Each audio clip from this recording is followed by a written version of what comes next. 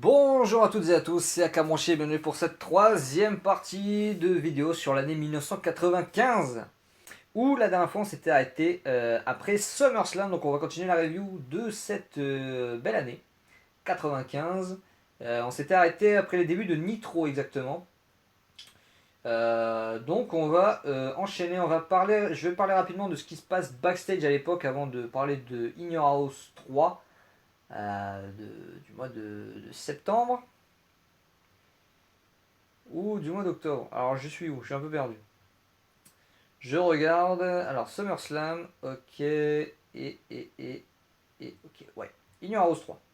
Avant de parler de In Your House 3, on va parler de ce qui se passe backstage. Backstage, il y a Jean-Pierre Lafitte qui a pas mal de problèmes, donc PCO, Pierre-Carl Ouellet, qui a pas mal de problèmes avec des catcheurs, avec les catcheurs de la clique. Euh, Parce que l'année d'avant, pour un match, pour un show à Montréal, qui a eu lieu le 21 octobre 1994 exactement, Jacques Rougeau affrontait PCO, Jean-Pierre Lafitte, euh, devant une foule de 16 843 personnes. Donc c'est un immense house show, et c'est l'une des plus grosses attendances de toute l'année 94 pour WWF, alors que c'est pas un show télé, c'est pas un pay-per-view, c'est un house show. Mais c'est annoncé comme la retraite de Jacques Rougeau, donc forcément, ça allait, ça allait rassembler du monde. Jacques Rougeau voulait faire du business avec Vince McMahon quand ce dernier décide de venir au Canada. Et Jacques Rougeau avait pour ambition de faire beaucoup d'argent et de faire le fameux stade olympique de Montréal qui pouvait accueillir 80 000 personnes. Vince McMahon ne voulait pas du tout le faire parce qu'il avait, selon lui, ni le roster ni les circonstances pour.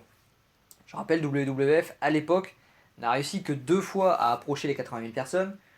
Euh, les 2 fois, c'était WrestleMania 3 en 87, au pic de la popularité de WWF. Et en plus, il y avait le gigantesque main event Hulk Hogan, André le Géant. Donc, circonstances plus roster. Et la deuxième fois, c'était en 92 à Wembley. Cette fois, il y avait et le roster et les circonstances parce que. Alors, les circonstances, non. Enfin, si, oui et non. En fait, durant les années 90, la popularité aux États-Unis de WWF a déjà commencé à fortement chuter, mais en 92-93, c'était l'immense popularité, c'était le pic de popularité, je pense, en Europe pour WWF. Et donc, forcément, en circonstance, c'était le pic en Europe. Et le roster, Bret Hart, qui était le catcheur le plus populaire en Europe, affrontait le Bulldog, enfant de la patrie, hein, c'était en Angleterre. Donc forcément, ça a rameuté beaucoup de gens. Et donc, suite à ce refus, Jacques Rougeau a décidé de faire son business de son côté au Canada et avait dit à Jean-Pierre Lafitte, si une fois que tu t'en vas de WWF, tu veux être un très gros draw, un très gros draw au Canada, ne perds pas au Canada. Ne prends aucun job au Canada. Et puis CEO s'était dit que ouais, ça pourrait être un bon move pour lui. Et donc, en début d'année 95, je sais pas si j'ai noté ça. Début 95, non, je l'ai pas noté. J'ai pas noté la date. Mais PCO a refusé de jobber au Canada contre Shawn Michaels. Parce que PCO était pas à l'écran en début d'année. Donc, du coup, il n'avait pas son personnage de pirate. Donc, du coup, il jouait le héros local contre Shawn Michaels, qui était le heel qui venait de gagner le Royal Rumble. Ah si, j'ai noté, c'est le 3 février. Le 3 février 95 contre Shawn Michaels, devant une foule, une grosse foule encore, 12 113 personnes au Canada. Et Shawn Michaels était fou de rage parce que déjà, quelqu'un refusait de perdre contre lui, premièrement. Et deuxièmement, ce qui est plus recevable, c'est que tout le roster, enfin quasiment tout le roster a accepté de perdre pour que Shawn Michaels puisse gagner au Royal Rumble. Et PCO, il veut pas faire la même chose. Alors que PCO, il n'est pas à l'écran hein, à l'époque. Et donc ça met hors de lui Shawn Michaels, qui va avoir une grosse suite contre, euh, contre Jean-Pierre Lafitte. Et il va avoir un retour de flamme au mois d'août 95. Nash est venu annoncer à PCO qu'ils allaient bosser ensemble à Montréal le mois suivant. Mais Nash a direct donné le finish du match. Il a dit que ce sera Big Boot Powerbomb. Et il est parti. Alors que à l'époque, et je pense que même aujourd'hui, Quand tu es prévu de bosser avec quelqu'un, tu n'annonces pas le finish un mois avant. Tu bosses le match le jour même ou les jours en amont. Mais, mais PCO a ressenti ça un peu comme une humiliation et a tout de suite compris que c'était une revanche de la clique pour ce qui s'était passé en février. Et le jour du show, à Montréal, le 15 septembre, l'agent Tony Garea est venu donner le finish à PCO et Kevin Nash. Big Boot Powerbomb, voilà, même chose. Alors qu'on n'a pas donné l'opportunité à PCO de donner des idées pour le combat. Et donc PCO a refusé le finish. Alors PCO était heel pardon, à l'époque, avec son gimmick de pirate. Kevin Nash était le champion face. PCO voulait jouer le face au Canada. Et il ne voulait pas perdre clean pour pouvoir, selon lui, avoir un rematch lorsqu'il reviendra au Canada. Voilà. Ce qu'il dit, si je joue le heel et que je perds, les gens vont être contents pour Nash, mais c'est tout, il n'y a pas de suite. Alors que si je joue le face et je ne perds pas, ça pourra générer de l'intérêt pour une revanche ensuite au Canada quand on reviendra et refaire beaucoup d'argent. Michaels, a priori, était là pendant que PCO a refusé le finish. Elle a dit non, je perdrai pas, je refuse de perdre. Michaels s'est énervé comme d'habitude, hein, en rabaissant PCO, en lui disant de toute façon, tu mérites même pas dans un match de championnat contre le champion du monde. Tu devrais être déjà content d'être là alors que c'est même pas ta place. Voilà, tout comme ça, donc toujours le grand professionnalisme de Michaels. Et du coup, le finish a été changé, effectivement. Et donc PCO a bien joué le face. Et a priori, toute la foule, alors selon Kevin Nash, était pour Nash, alors que Nash jouait le heel. Mais toute la foule était pour Nash et pas pour le héros local. Le finish a été changé, ça a été alors un double décompte ou une double disqualification, j'ai pas noté.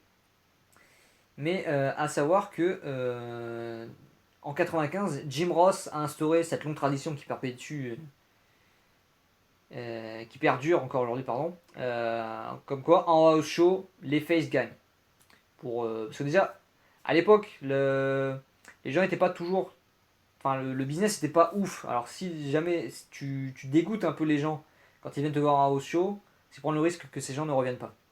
Donc, pour éviter ça, on les renvoie à la maison heureux et on fait gagner quasiment que des faces. Ou on protège les faces si jamais ils ne peuvent pas gagner.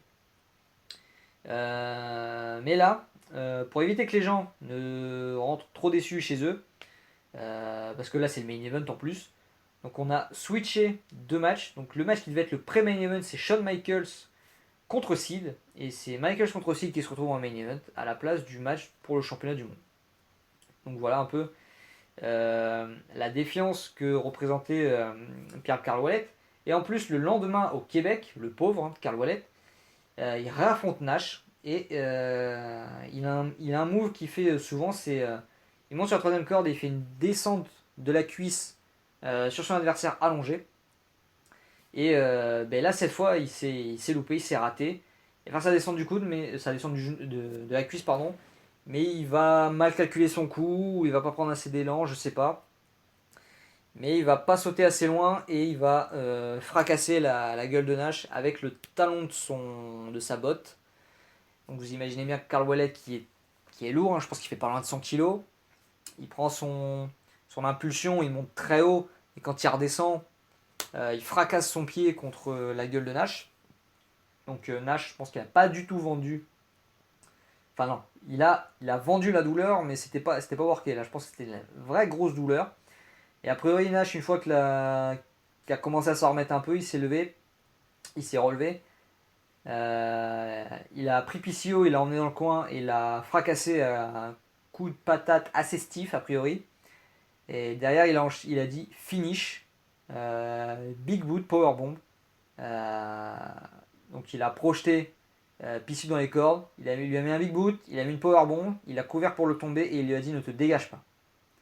Et PCO, il a compris que si jamais, après, alors c'était un accident, hein, son loupé où il a frappé Nash, c'était un accident, mais il s'est dit bon, si je déconne, ça risque de partir en couille, et ça a failli partir en couille quand même en backstage, parce qu'a priori, la clique a pris ça pour un shoot, parce que la veille, il n'a pas voulu jobber, là, ils ont pris ça, cette véritable attaque, pour une véritable attaque.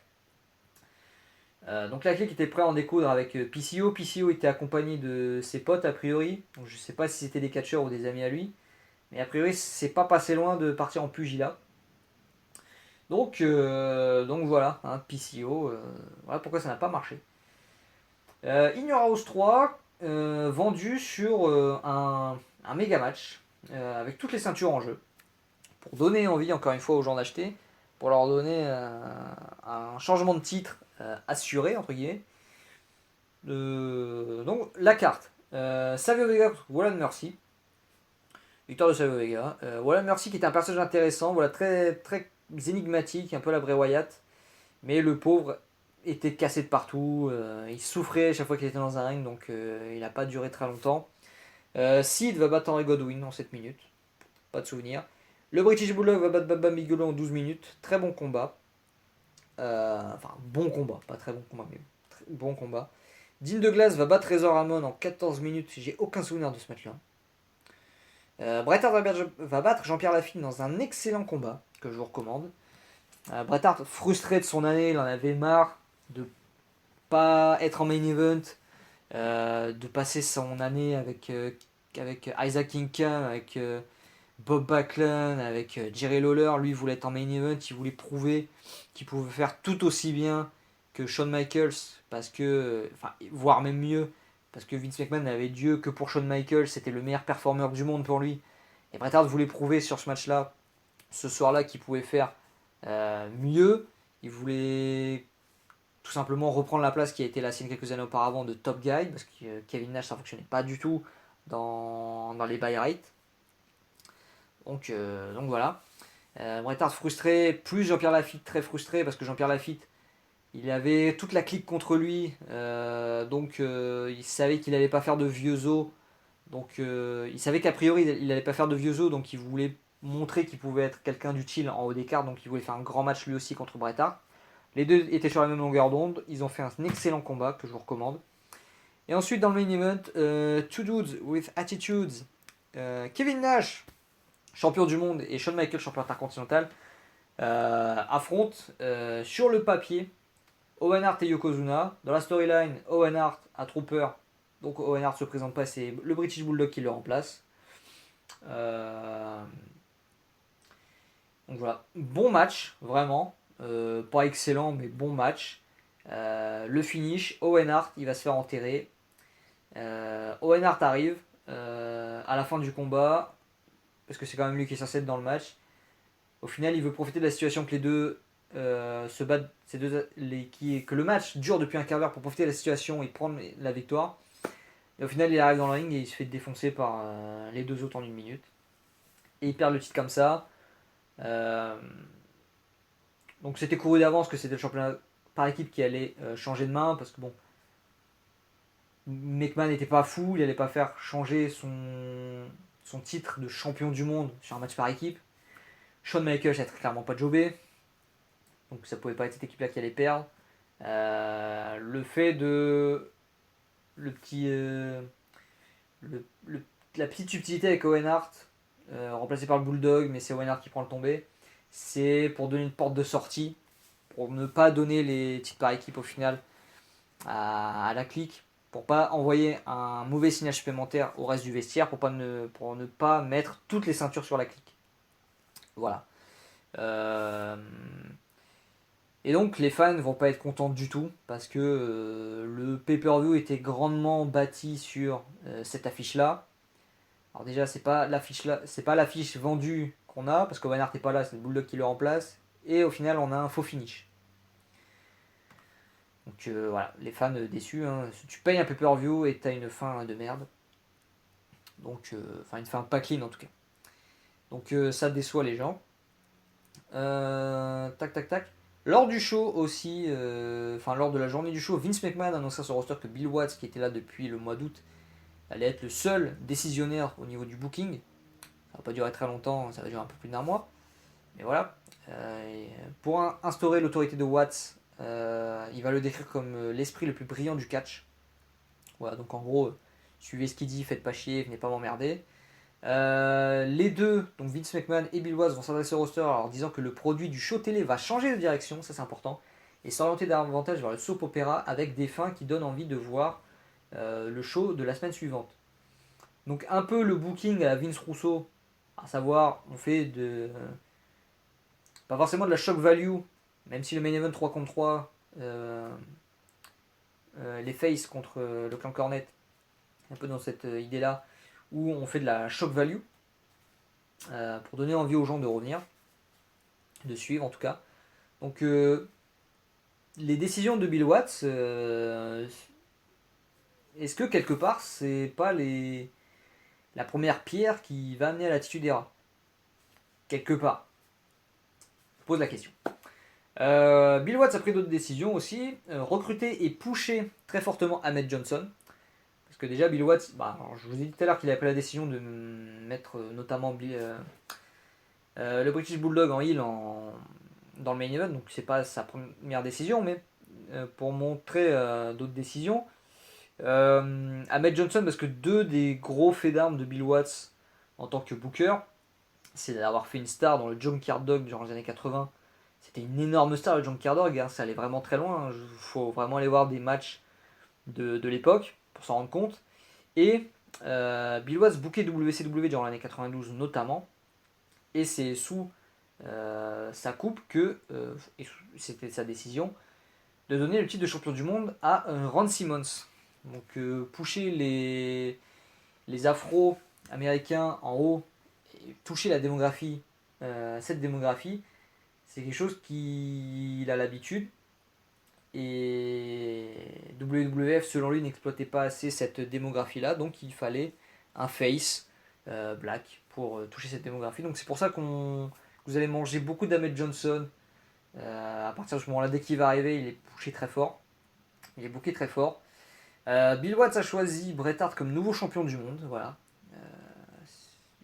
C'est lui qui a choisi de retirer la ceinture de Kevin Nash, mais de toute façon, Vince McMahon serait arrivé à la même conclusion, enfin à la même fatalité.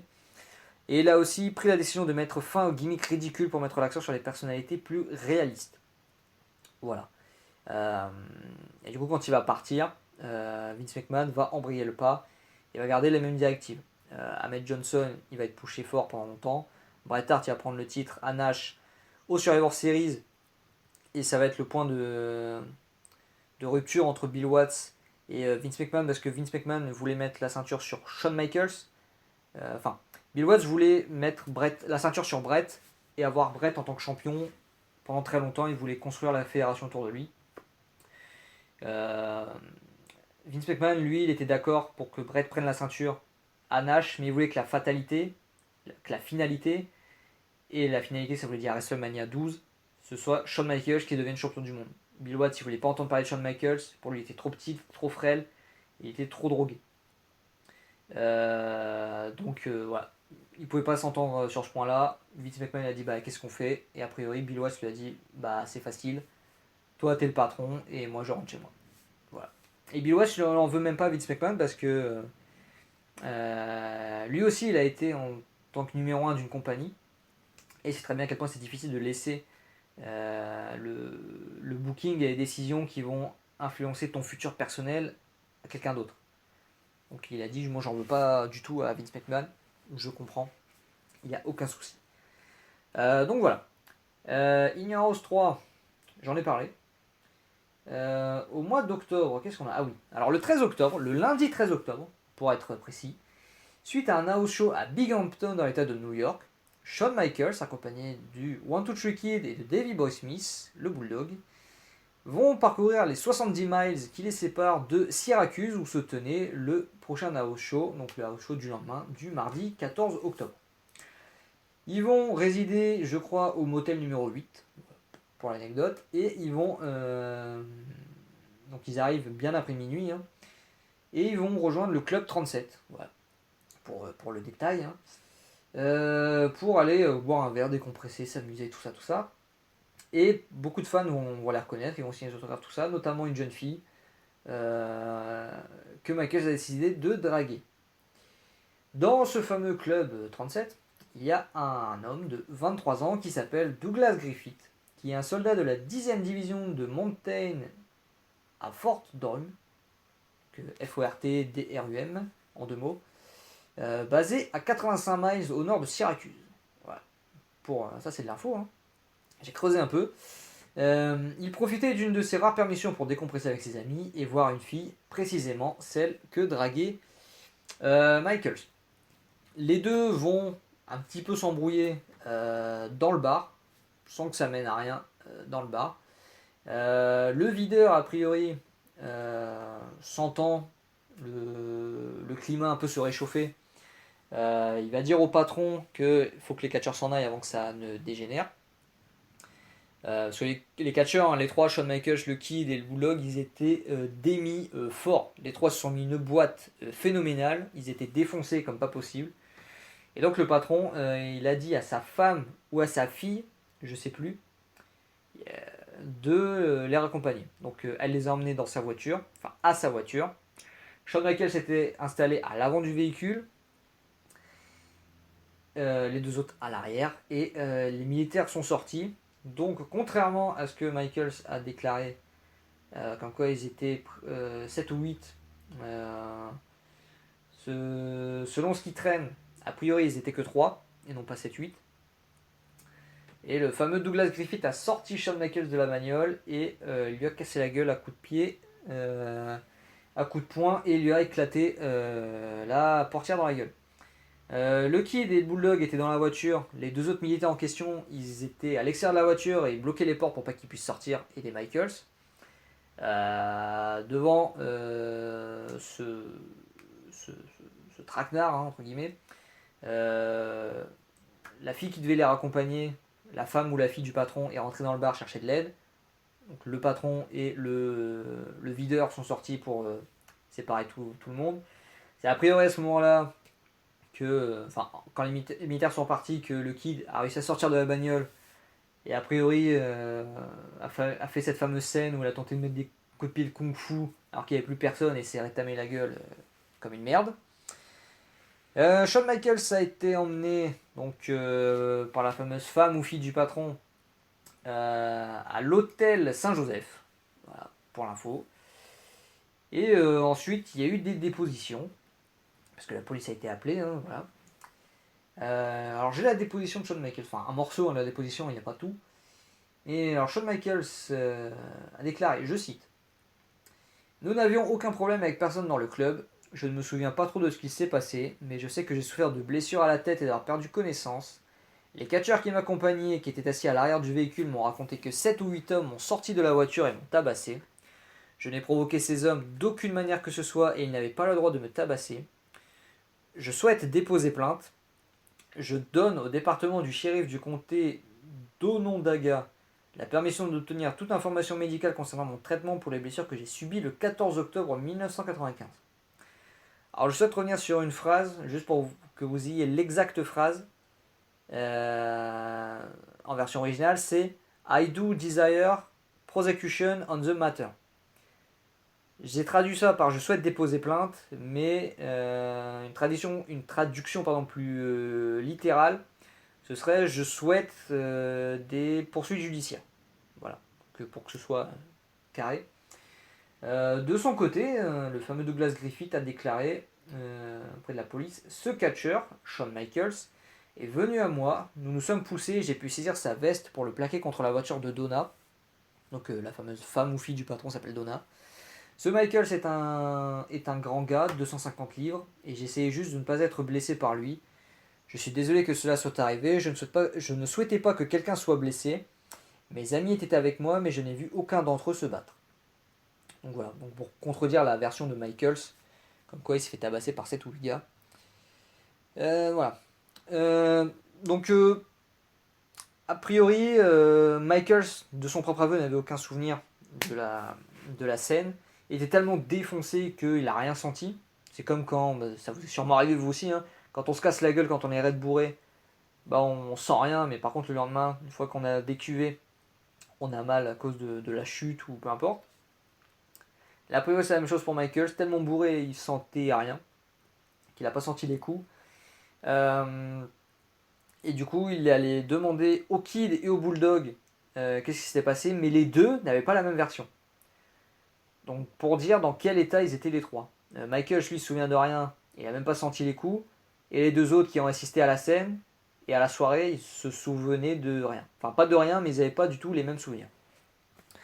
Donc voilà. Kevin Nash, a priori, était furieux contre le Kid et le Bulldog, parce qu'il savait que Michaels avait toujours tendance à l'ouvrir. Et sachant ça, il reprochait au Kid et au Bulldog de ne pas avoir su le protéger en se mettant minable. Voilà. Donc voilà. Pour finir sur cette affaire,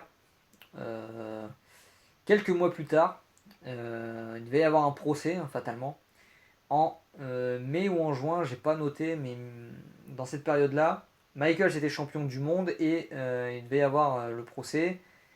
Et cette affaire devait être rendue publique. Alors, ça a fait parler dans l'état de New York un peu, mais pas dans l'intégralité du pays, sauf si tu suivais les newsletters comme Dave Mazur, tout ça. Donc, pour éviter une exposition de l'affaire, Vince McMahon a poussé Shawn Michaels à abandonner les poursuites quand il était champion du monde, parce que Vince McMahon avait peur de la révélation des analyses de Shawn Michaels et il voulait pas prendre de risque que les analyses soient rendues publiques, hein, parce que Michaels, gros drogué, etc. Donc pour pas donner encore une mauvaise image à sa compagnie. Il y a une déclaration du juge, je pense, ou du tribunal, qui est la suivante, je cite. La victime, un résident de Fort Worth, au Texas, l'avocat de la victime et les représentants de la victime ont informé ce bureau qu'ils ne souhaitaient pas de poursuite à ce sujet et qu'ils souhaitaient mettre cette affaire derrière eux. Les gens sont donc amenés à modifier l'assaut du second degré à un assaut du troisième degré. Donc les gens, c'est people. Je ne sais pas s'il faut traduire ça par une autre expression. Et il y a une espèce de petit truc, je ne sais pas si c'est le numéro du dossier ou quoi, donc je vous le donne si jamais vous voulez faire des recherches. Donc c'est ouvrez le crochet, C majuscule, point, P majuscule, point, L majuscule, point, section, donc ça je pense que c'est pour alinéa, 170.30, ouvrez la parenthèse 1, fermez la parenthèse, ouvrez la parenthèse F, fermez la parenthèse et fermez le crochet. Donc voilà. Je sais pas ce que c'est peut-être le numéro du dossier, je sais pas. Dans cette période, on va aussi avoir les débuts de Goldust, incarné par Dustin Runnels, Dustin Rhodes ou Goldust. Voilà, qui était très très très très discuté à l'époque, même si tout le monde s'en battait les couilles quand il a commencé, parce que personne comprenait ce gimmick. Dustin Runnels lui-même ne comprenait pas ce gimmick. Mais il était d'accord pour le faire parce qu'il voulait se faire un nom autrement que d'être le fils de Dusty Rhodes. Donc il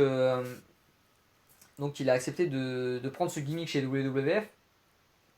Et de son propre aveu, il ne savait pas ce qu'était un androgyne, enfin une personne androgyne, avant d'en entendre parler. Donc du coup, il a dû ouvrir le dictionnaire pour savoir ce que c'était. Et il était très, très énigmatique, le personnage de Goldust en promo. Il avait plein de petites vignettes intéressantes. Mais tu voyais que que Dustin, quand il était dans le ring, il savait pas spécialement comment se comporter. Il savait pas quelle était la personnalité, les traits de caractère d'un personnage comme Goldust. Et que ce soit dans sa manière de catcher ou dans la manière de se comporter dans le ring, il était un peu perdu. Et a priori, c'est Savio Vega qui l'a beaucoup aidé à trouver son personnage, parce que ça devait être un heel. Alors c'était un heel, mais les fans s'en foutaient de Goldust, parce qu'il n'était pas sexualisé comme il allait être plus tard. C'est un personnage très énigmatique, voilà, qui aimait citer des films notamment. Mais un jour dans un match, a priori, Savio Vega avait Goldust en ceinture arrière. Et il a dit à Goldust de contrer, de faire une ceinture arrière à son tour et de lui caresser le torse. Et ce qui a déclenché une hit homophobe gigantesque à l'encontre de Goldust. Une fois que les gens ont compris que c'était un gay, euh, ils se sont déchaînés contre lui. C'est quand même fou, hein, c'était il y a. Ouais, c'était à 25 ans quoi. C'est hier dans l'absolu, hein, c'est pas il y a hyper longtemps. Et ouais, c'était fou. Et pire, ensuite il allait faire la même chose contre Scott Hall parce qu'il avait été en rivalité avec Scott Hall. Scott Hall qui était un peu mal à l'aise parce que Scott Hall il aimait pas trop l'idée parce qu'il voulait pas que ses enfants subissent des moqueries à l'école envers son père. Là, ton père il est homophobe et tout comme ça. Donc ça le mettait pas très à l'aise. Et Scott Hall, Razor Ramon, très machiste, housing machismo, etc. Un, un badass, un homme à femme, mais un homme à homme aussi, tu vois. Il plaît beaucoup aux hommes, tu vois. Parce que les hommes aimeraient être Scott Hall, tu vois. Aimeraient être Razor Ramon. Et voir Goldust faire la même chose à Scott Hall, lui caresser le torse, déjà que les gens huaient Goldust parce qu'il était homo, gay ou tout ce que tu veux. Mais là, pire que ça, ils vont le huer pour ça et parce qu'il fait ça à un mec qu'ils adorent, qu'ils aimeraient être. Donc quelque part, c'est un peu ce que tu fais à Razor Ramon, c'est un peu comme tu me le faisais à moi parce que j'aimerais bien être Scott Hall. Tu vois. Et donc voilà.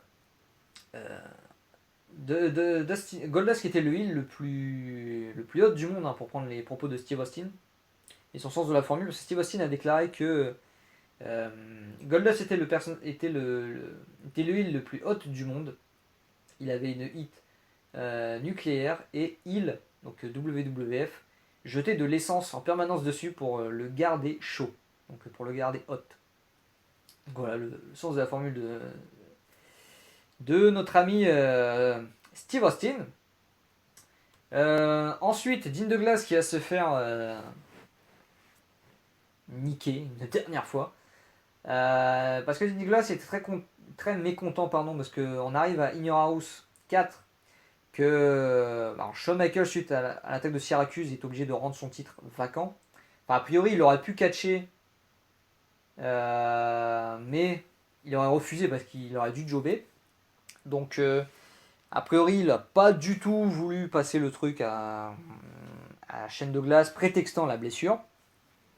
Et ça a terriblement dégoûté Shane Douglas parce que, enfin, Dean Douglas, Shane Douglas, parce que lui, précisément, quelques semaines plus tôt, il s'était fait défoncer backstage, verbalement, j'entends, par.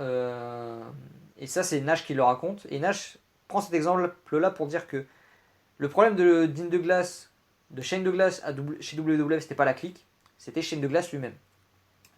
Parce que lors d'un house show, Shane Douglas devait affronter Scott Hall et jobber contre Scott Hall. Et Shane Douglas a priori prétexté un mal de dos, vrai ou non, je ne sais pas, pour se retirer du match. Et bon, pour l'anecdote, c'est Triple H qui a dû catcher 2 fois dans la soirée pour affronter Scott Hall. Et Yokozuna, a priori, l'a défoncé devant tout le vestiaire en l'insultant avec beaucoup de motherfucker. Ouais, est-ce que t'as regardé le match, motherfucker? Si tu avais regardé, t'aurais vu à quel point Scott Hall avait besoin de toi. Dans ce business, on est tous blessés. Tant que t'es pas paralysé, bah, tu bouges ton cul et tu montes sur le ring, espèce de motherfucker. Voilà. Et plein d'insultes. Plein de. Il s'est fait remettre à sa place salement et fortement. Et Dean Douglas il était vénère parce que il se faisait traiter de cette manière-là, mais le même Scott Hall que, que Douglas a abandonné hein, ce soir-là, lui-même il s'est retiré du King of the Ring pour une blessure aux côtes. Et personne n'a rien dit à Scott Hall. Il se passe l'incident avec Dean Douglas. Shawn Michaels se fait casser la gueule à Syracuse. Il se retire alors que, selon Douglas, il aurait pu catcher. Donc il se retire pour blessure, mais il se retire en plus pour une fausse blessure et personne ne lui dit rien non plus. Alors ils n'ont pas le même statut, hein, Scott Hall, Shawn Michaels et Shane Douglas. Mais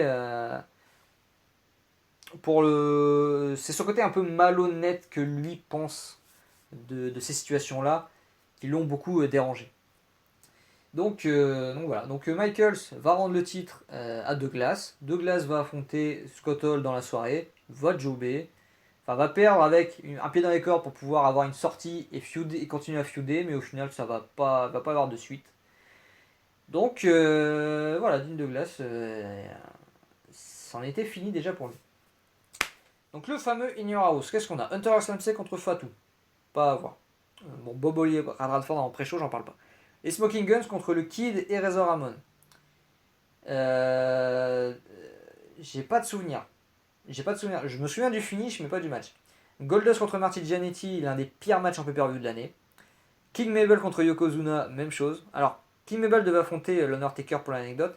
Ce show-là, c'est peu de temps après le fameux 3 contre 3 main event où les Face, Undertaker, Diesel, Michael se font casser la gueule par le clan Cornet et Mabel s'acharne beaucoup sur Undertaker. C'était en prévision de ce programme. On va dire que on va retirer Undertaker plusieurs semaines et on va dire que c'est Mabel qui l'a blessé ce soir-là et que c'est pour ça qu'il va revenir avec un masque. La vérité, c'est que quelques jours après ce passage à tabac à Raw, ils vont continuer à bosser dans les house shows. Et Mabel, sur une close line, va mal évaluer la distance et va frapper l'Undertaker en plein visage avec le poing. Et il va lui casser un os orbital. Donc l'Undertaker, effectivement, il va être retiré des écrans quelques semaines. Et pour se soigner, il va revenir avec son fameux masque.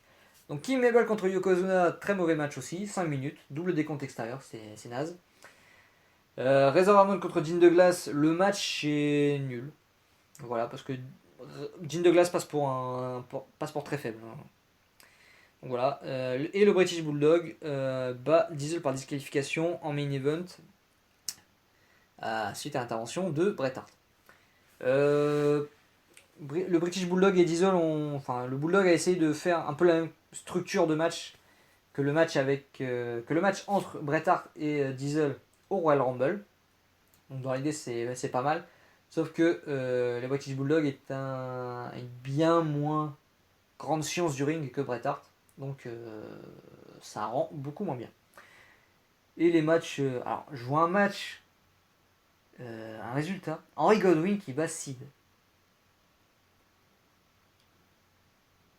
Je suis sur le cul. Si c'est un vrai résultat, ça, je suis sur le cul. Bret Hart qui bat Zack Enkam, le pauvre. Et Owen Hart et Yokozuna qui battent Bam Bam Bigelow et Savio Vega. Très bien. Pour ce In Your House 4, il y avait 10 000 personnes dans la salle et seulement 90 000 achats. Donc on continue à descendre dans les records négatifs. Ensuite, on arrive au Survivor Series. Voilà, il ne s'est pas passé grand chose entre les deux shows. Donc au niveau du Survivor Series, dans le Dark Match, voilà, les Smoking Guns vont battre Public Enemy. Voilà, pour l'anecdote. Les Body Donners, le Wando Tree Kid qui a tourné heel, Tom Pritchard, Rad Radford et Skip vont battre les Underdogs, donc Barry Horowitz, Bob Holly, Akushi et Marty Jannetty. Il devait y avoir dans ce match Al Snow qui avait commencé sa gimmick. Je me souviens plus du nom, mais un portrait crash, un clone de Hayabusa. Dans le déguisement en tout cas, enfin dans la tenue. Je sais plus à la place de qui il devait être, mais il devait être dans ce combat. Au final, il a été retiré. Match 4 contre 4, toujours à élimination, avec les femmes cette fois. Aja Kong, Bertha Faye, Lioness Asuka et Tomoko Watanabe. Qui battent Alundra Blaze, Asare, Kyoko Inoue et Saki Asegawa. Non, regardez pas ce match, c'est nul. Goldust va battre Bam Bam Bigelow pour cette dernière apparition, je crois. Le Dark Side, donc l'Undertaker avec son Bone Street Crew, Fatou, Henry Godwin et Savio Vega vont battre la royauté, Hunter Samsley, Zack Enkam, Jerry Lawler et King Mabel. Voilà. Un excellent combat qui dure presque 30 minutes, le pré-main event, avec comment ça s'appelait, le Wildcard match. Ahmed Johnson, le British Bulldog, Shawn Michaels et Sid qui affrontent Dean Douglas, Owen Hart, Razor Ramon et Yokozuna. Ce match-là est super intéressant parce que c'est des face et des heels dans les deux équipes. Et en plus de ça, quand tu connais un peu les histoires backstage, c'est intéressant de voir Shawn Michaels bosser contre Dean Douglas, Razor Ramon bosser avec Dean Douglas et voir Yokozuna bosser avec Razor Ramon et contre Shawn Michaels. Donc il y a plein de petites histoires un peu partout. Donc c'est assez sympathique à voir. En plus le match est très bon. Donc je vous le recommande. Et je vous recommande aussi le main event Bret Hart contre Diesel, le meilleur match de l'année. Bret Hart qui redevient champion du monde en battant Kevin Nash et qui met fin au règne de 1 an quasiment de Kevin Nash. Et où vous verrez le premier bump à travers la table chez WWF. Pour ce qui est des chiffres de ce Survivor Series, 128 000 achats en pay-per-view pour les Survivor Series, c'est le plus faible pay-per-view, c'est la plus faible vente de pay-per-view en dehors des In Your House. Donc on continue à creuser, voilà, on descend de plus en plus. Le lendemain, chose très importante des Survivor Series, Kevin Nash va arriver à Raw, interrompre un match pour délivrer une promo. Ça fait écho à Scott Hall l'année suivante à Nitro. Et ça lance le personnage de Diesel qui est une espèce de Austin avant l'heure. C'est pas un heel, c'est pas un face, mais il génère l'intérêt des fans. Je trouve ça très intéressant. La promo est très bonne, alors je vous la traduis, vous pouvez aller l'écouter en version originale si vous voulez avoir un bien meilleur rendu, parce que j'ai pas la delivery de Nash, et en anglais c'est toujours mieux qu'en français. Et voilà. Alors, la promo, Kevin Nash, je cite. Beaucoup de gens se demandent probablement où est la tête de Big Daddy Cool maintenant. Vous savez, j'y ai pensé, et j'ai pensé que je devais venir ici et m'excuser pour ce que j'ai fait à Brett et pour ce que j'ai fait à mes chers fans. Je ne crois pas. Vous savez, hier soir quand je suis rentré dans ma chambre d'hôtel, je me suis demandé si j'allais être capable de trouver le sommeil. Pour la première fois en un an, j'ai dormi comme un bébé. Quand je me suis réveillé ce matin et que j'ai regardé dans le miroir, vous savez ce que j'ai vu ? J'ai vu un sourire sur mon visage. C'est la première fois que je me vois sourire en un an, tel que je me vois, pas comme une sorte de marionnette que tu essayais de créer, Vince. Tu as manqué ton coup sur celle-là. Après que j'ai gagné le titre, 24 heures plus tard, j'étais à Titan Tower avec les responsables marketing et marchandises. Hey Diesel, on a besoin que tu souris un peu plus. Hey Diesel, on a besoin que tu sois un peu plus politiquement correct, un peu plus corporate. Eh bien bébé, ce que vous avez vu hier soir, c'était le côté visible de l'iceberg. Big Daddy Cool est de retour. Ce même gars que vous avez vu à Providence au Royal Rumble il y a 2 ans. La seule chose qui compte maintenant, c'est ma famille, mes amis. Ça t'inclut, Shawn Michaels. Et je ne dis pas que je ne vais pas taper des mains, mais il ferait mieux d'y avoir un gant noir dessus, bébé, pour savoir que vous êtes avec moi. Que vous m'appréciez, m'aimez ou me détestez, c'est comme ça que ça va se passer. Je suis de retour. Et voilà, c'est une promo qui lance le meilleur run de Nash chez WWF, à mon sens. Et voilà. Et on voit dès qu'il finit la promo qu'il part et il va taper les mains des fans qui ont des gants noirs. Enfin, qui ont le fameux gant noir. Et je trouve ça cool. Hyper intéressant en plus. Je vous invite à suivre le run de Nash. À partir des séries, parce que le match est très bon, jusqu'à son départ. Très très cool. Du côté de Nitro, le 18 décembre, fait historiquement important. Alundra Blaze va jeter la ceinture de championne féminine dans la poubelle à Nitro. Voilà. Et on finit l'année avec In Your House 5. La carte, là voici. En pré-show, Savio Vega bat Bob Backlund. Marty Jannetty et Razor Ramon vont battre le Kid et Sid. Ahmed Johnson va battre Buddy Landel. Hunter Sensei va battre Henry Godwin dans un Arkansas Open match. Owen Hart va battre Diesel par disqualification. L'Undertaker va battre King Mabel dans un match du cercueil. Et Bret Hart va battre le British Bulldog pour le championnat du monde en 21 minutes. Seul match vraiment à voir, c'est le main event. Goldust va battre Judo Rossi et ensuite aussi Barry Horowitz et Akushi et les Smoking Guns contre les Buddy Donnez, Isaac Yankem et Yokozuna. Voilà, donc RAS sur ce show, juste Bret Hart et le Bulldog en main event. J'ai pas parlé des audiences. Où est-ce qu'elles sont? Je les ai là. En octobre, on commence le mois avec 2 scores nuls.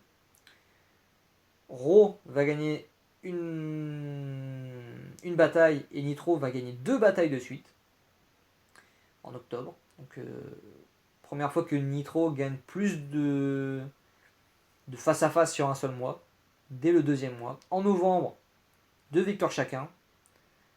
Et en décembre, Raw commence mieux le mois encore une fois avec une victoire. Nitro va battre 2 fois Raw. Et ensuite, en dernière semaine du mois de décembre, il n'y aura pas d'Euro, mais il y aura un Nitro le 25 décembre qui fera 2.5. Voilà. Donc je pense que j'ai tout dit pour cette année. Ignorao 5 vendu à 14,95$, seulement 80 000 achats en pay-per-view, donc on continue à descendre.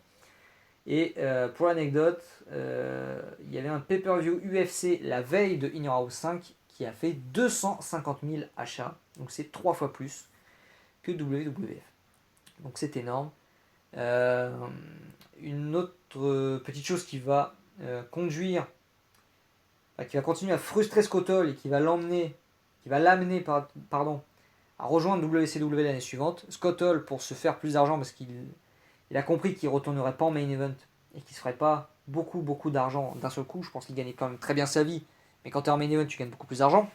Quand tu es pour le championnat mondial, Bret Hart est champion du monde, donc Scott Hall va pas y aller, va pas aller faire face à Bret Hart.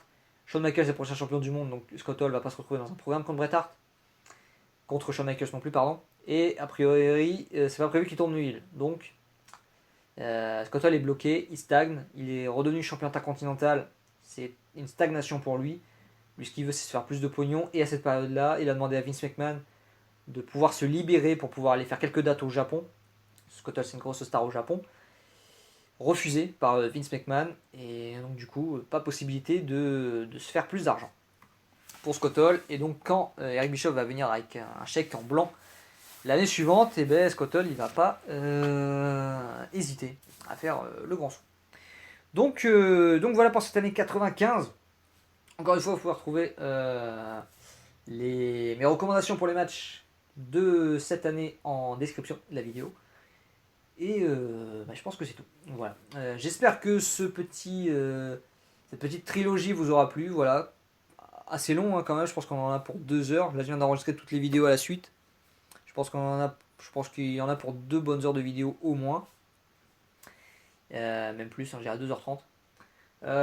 Donc voilà, j'espère que ce format vous a plu. N'hésitez pas à commenter tout ce que vous avez aimé, tout ce que vous n'avez pas aimé dans la vidéo, dans la façon qu'elle a été présentée. Est-ce qu'il y a des sujets que vous aimeriez que j'aborde plus tard? Voilà. Alors sous ce format-là, je pense que les 2 prochaines vidéos seront 96 et 97. Ça prendra un petit peu de temps parce que pour avoir les idées très claires sur toute l'année, plutôt que de me baser sur les souvenirs, je regarde toute l'année. J'ai regardé toute l'année 95, j'ai regardé tous les Raw et les pay-per-view, j'ai pas regardé tous les Superstars. J'ai regardé les matchs recommandés sur cette année-là pour vraiment les voir et éventuellement les intégrer dans mes recommandations. Il n'y en aura pas. Donc voilà, mais s'il y a des sujets de vidéo que vous aimeriez que j'aborde, n'hésitez pas à me le dire et je les ferai peut-être. En attendant, n'hésitez pas à partager la vidéo, à la liker, à vous abonner, etc. Comme d'habitude. Parce que plus vous serez à regarder la vidéo, plus j'aurai envie d'en faire. Donc voilà, je pense que c'est à peu près tout. J'ai fait le tour. Donc voilà. C'était Akamoshi. Je vous dis à la prochaine. Portez-vous bien et à bientôt.